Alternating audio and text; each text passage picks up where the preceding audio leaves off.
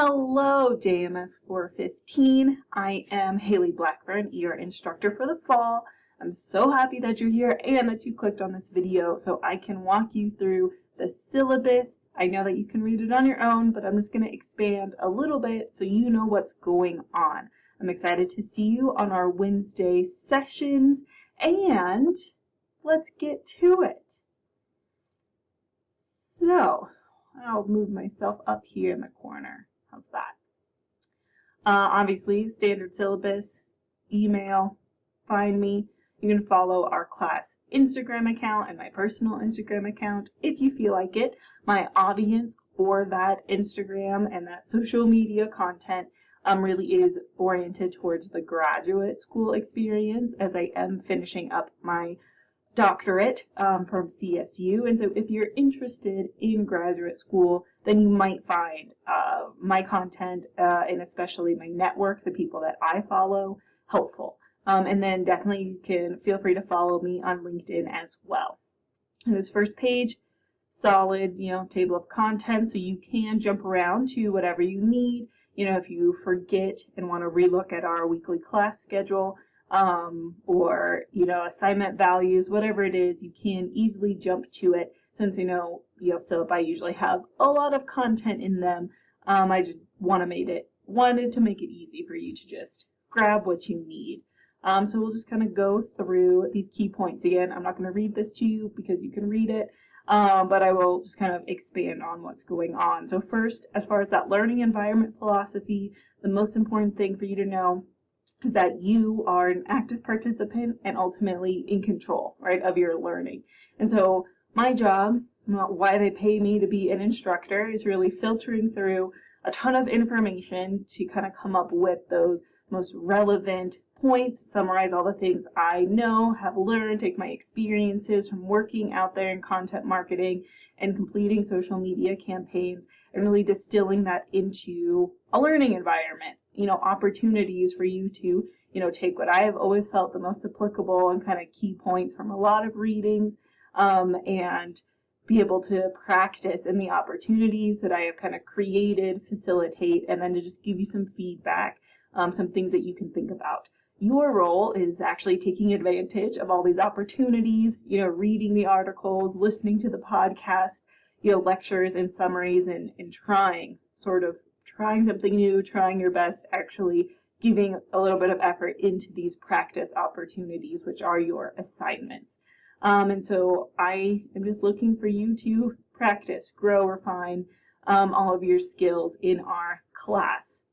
Now, one really key thing is that, of course, you're all working towards your portfolio, so that way when you graduate, you're applying to jobs, you have content to put in there, since you may not necessarily have a lot of, real world content yet. And so our final project is absolutely something that you can and should put in your portfolio. And I definitely want to talk about, what makes the most sense for your career goals to actually boost your portfolio and have something that you can talk about with future employers. So early in the semester, when we have our individual conference, that's definitely something that we can talk about and bring up. How can we make this project and these practice opportunities of your skills really meaningful for your final portfolio and for when you graduate.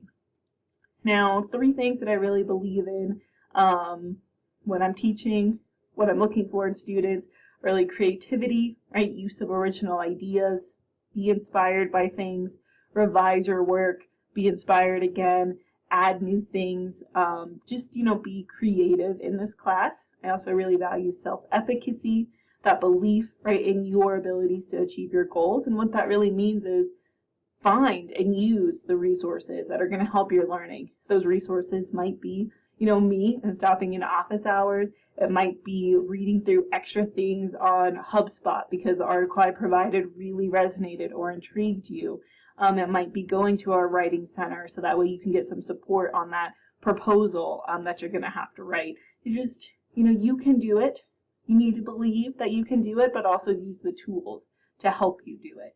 And last is agency, the capacity to make choices, right? You decide how to solve your problems, increase your learning. You always have the choice to do that. And so I'm going to respect your agency. And if your choice is, not turning in any assignments, like, well, follow up with me so we can problem solve, come to me with maybe a solution to why this deadline isn't going to be met, but ultimately you have the agency to make those decisions. As far as what you're going to learn, right, our learning outcomes for the class, I want you at the end of the semester to be able to describe the considerations of planning a social media campaign. I want you to identify tools for evaluating different campaign outcomes, and then create content with intention. And so notice none of these are about a specific platform or industry or anything. It's because these are the three kind of fundamental skills that you'll be able to take no matter, where you end up working, what industry you're in, or even, as a new platform sort of come and go.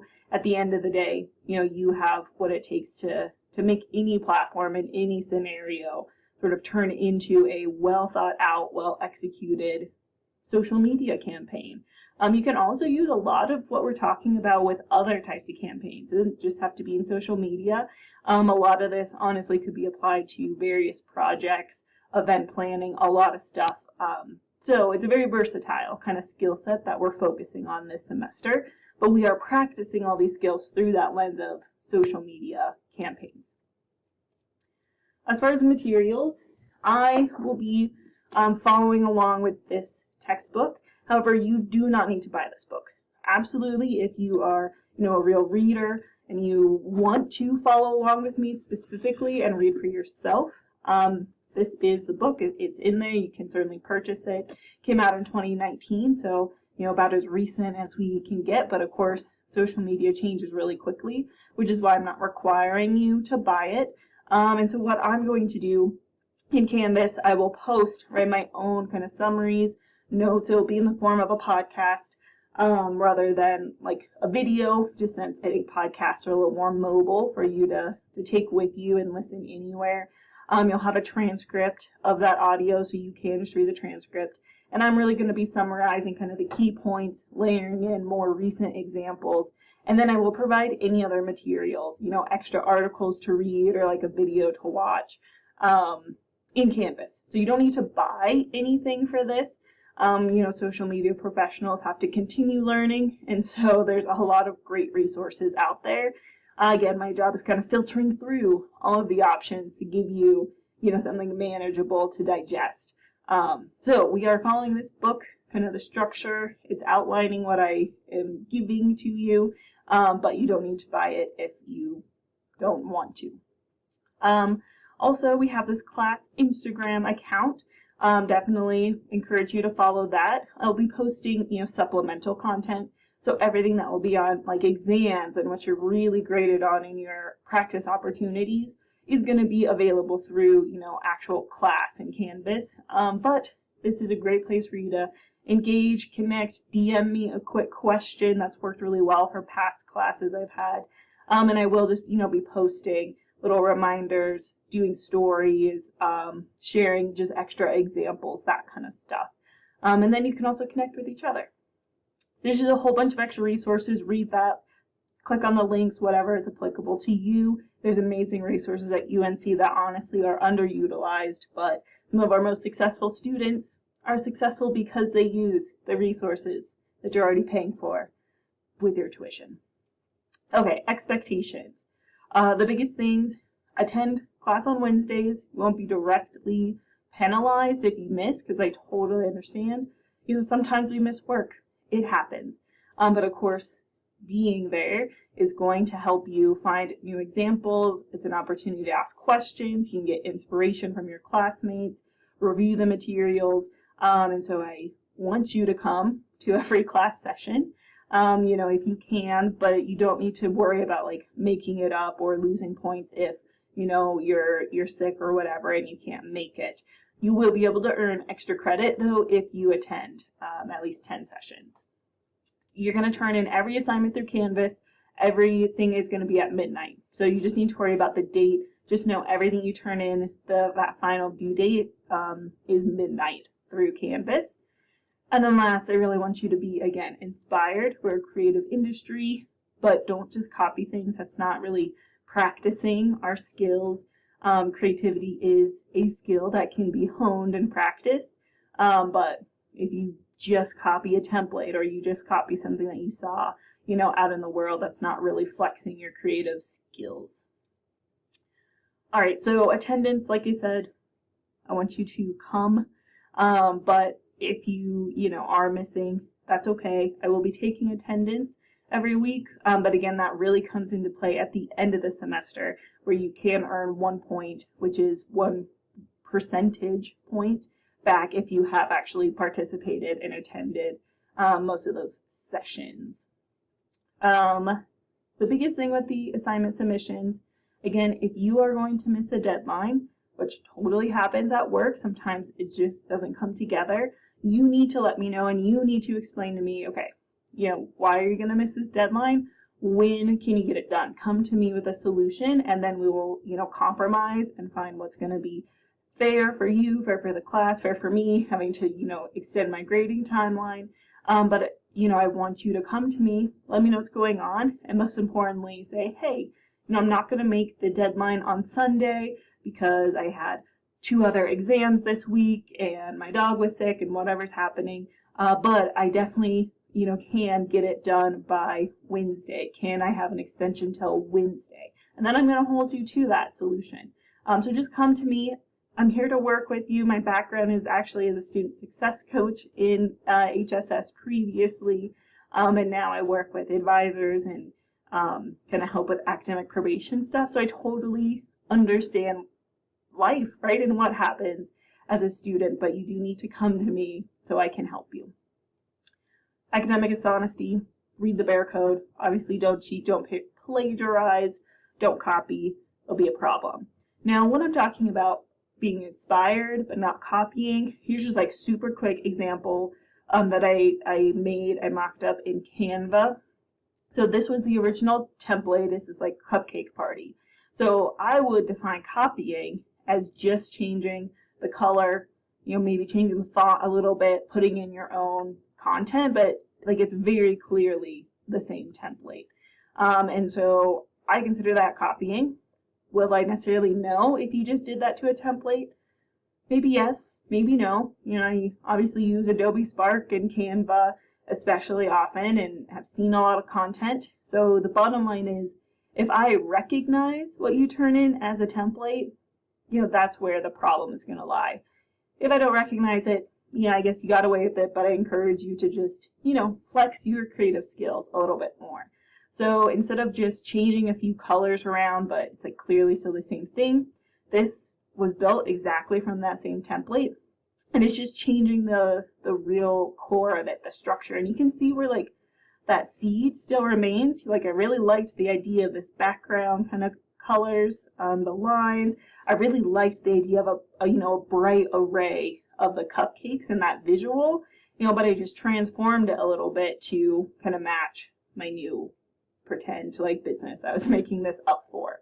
So again, super quick example, but just really focus on, does it still clearly look like the template or the inspiration that you started from, or did you kind of take the pieces that really resonated and transform it into something, unrecognizable, unless you really look for those core pieces. So that's just a super basic example of what I'm talking about there. Grading.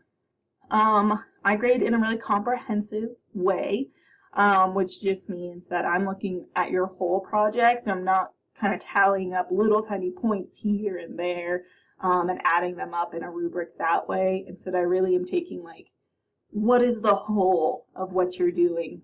Because that's how, at least in my experience, your work is evaluated, right? In the office or your career, wherever you end up. For those of you who, have jobs or have had internships, right? Very rarely is somebody going around marking off 2 points here, 1 point there. It's kind of like, how have you been in this whole time, in this whole interaction?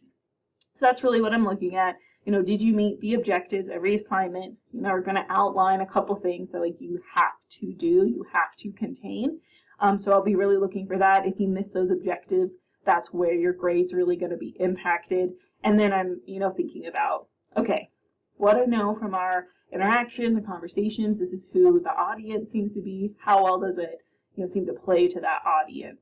and can I see evidence of like what we talked about on Wednesday sort of showing up in your work? Are you applying these concepts? Again, in this creative industry, I really just have to look at the whole document, and I don't find, point by point rubrics as helpful. So you're always going to see a bunch of feedback. I want you to pay much more attention to the comments and the color scheme that we'll go over that I'm writing on your documents, far more than like the points or the grades. And then last, this class is out of 100 points. So some things are going to seem like, oh my gosh, it's only 1 point. Is that worth it? But remember, 1 point is, 1% of your grade. And I made it 100 points, so it's super, super clear for you to know what your grade is and to predict, what your future grade's going to be.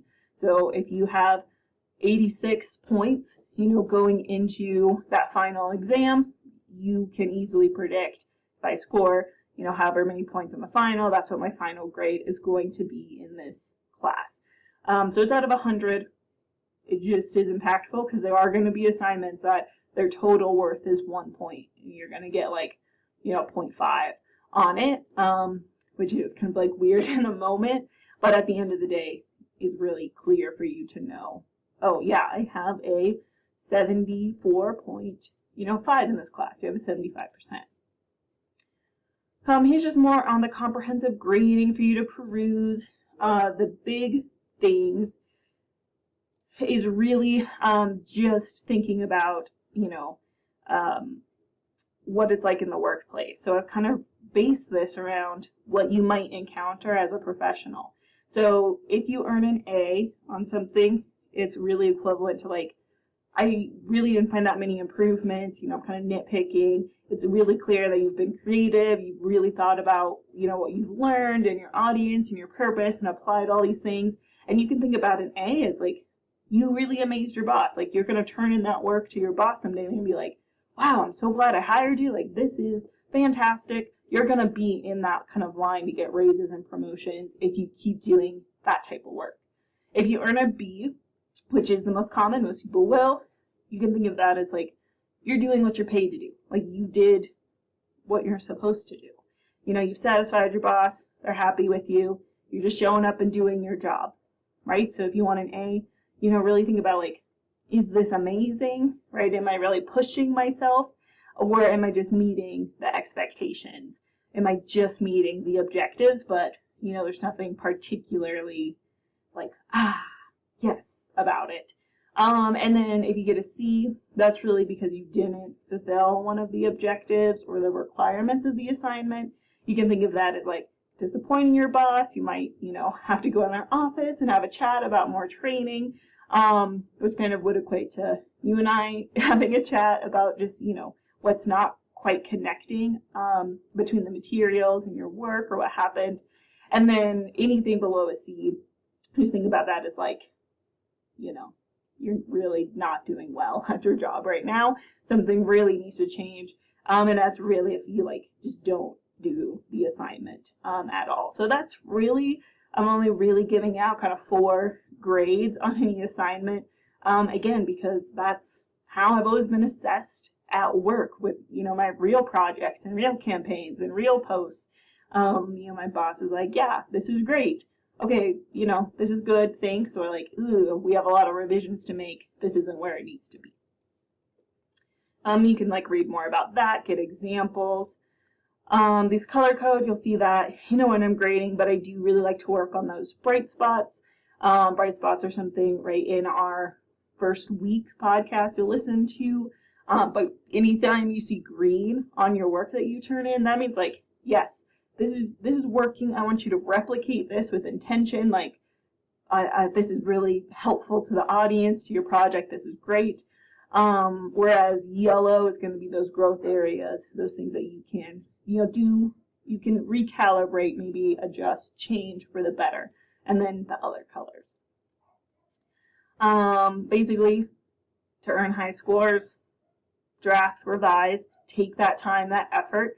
You have graded a lot of work, and it does show through. Like the A's do stand out from the B's. All of you could have an A. I'm not grading on any sort of like limited number of those A marks, but just kind of naturally, some people clearly put in more effort and push themselves creatively, more than kind of the standard. And so if you want to earn that A, you're going to have to take some time to think about your concept, revise your concept, check all the small, just fine details. You'll put in that effort. That's ultimately going to amaze your boss someday, get into that habit of going above and beyond.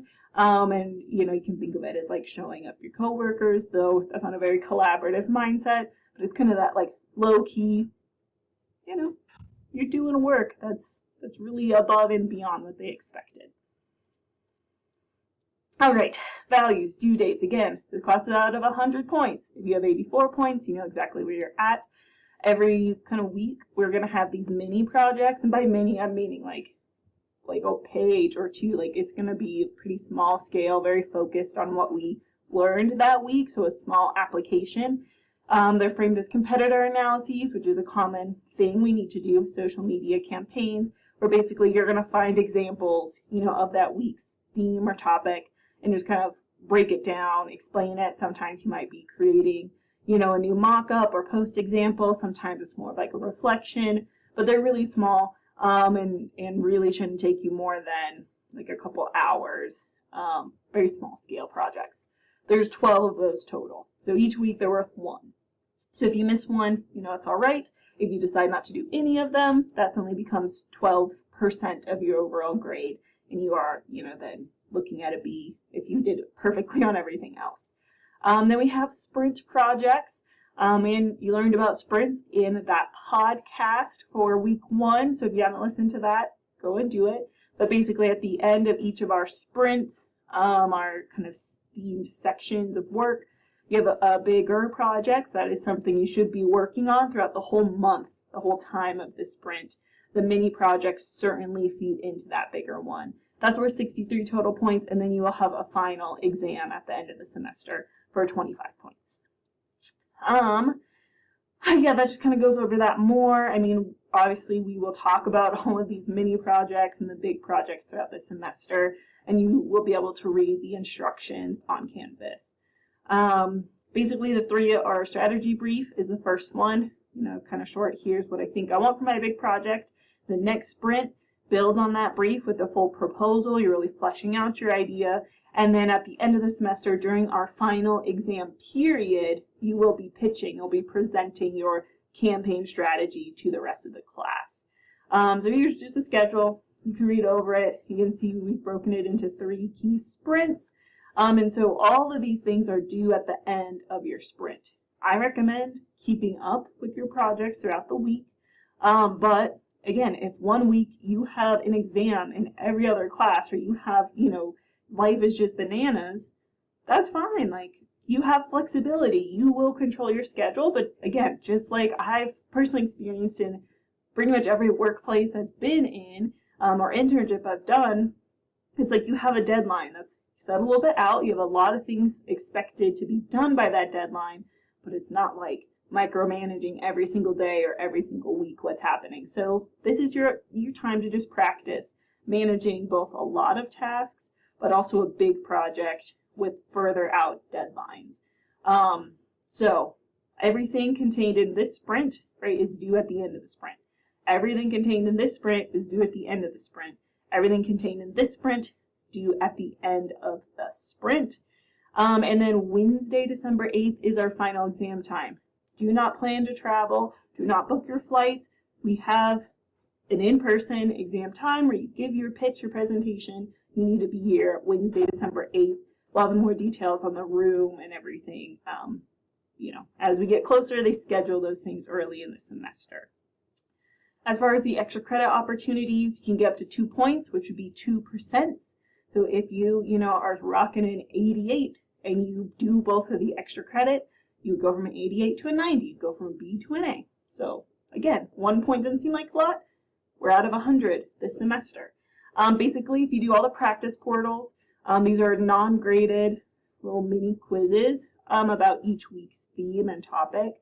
These practice portals will feed directly into your final exam questions, so that's why it's practice. You can start really thinking about how you might respond on your final exam. If you do all of them, automatically will give you 1 bonus point if you've attended 10 sessions through November 22nd, right? So it's these like real topic sessions, not the like wrap-up sessions.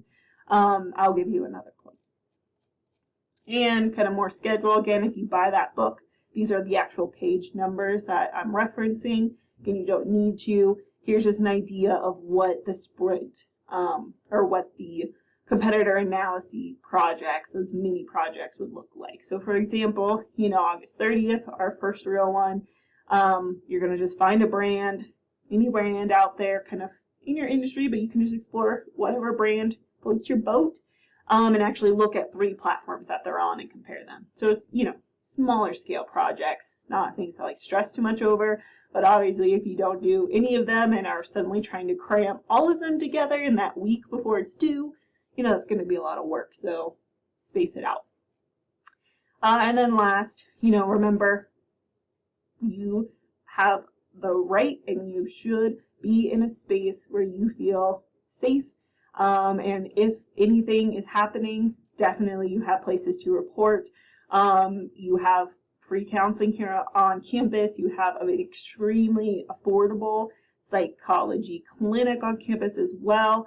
And so please just remember that you have people here to help you if you go through anything, sexual harassment, violence, anything along those lines.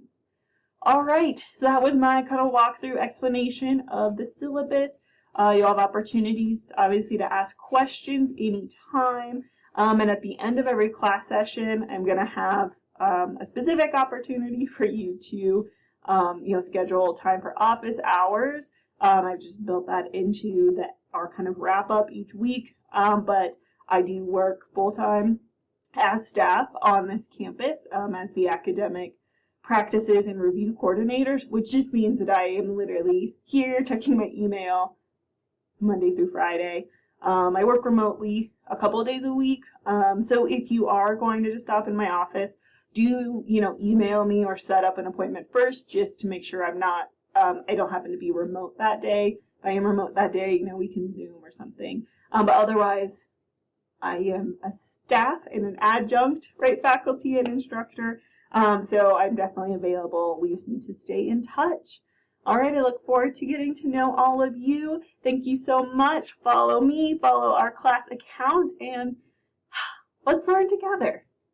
Bye.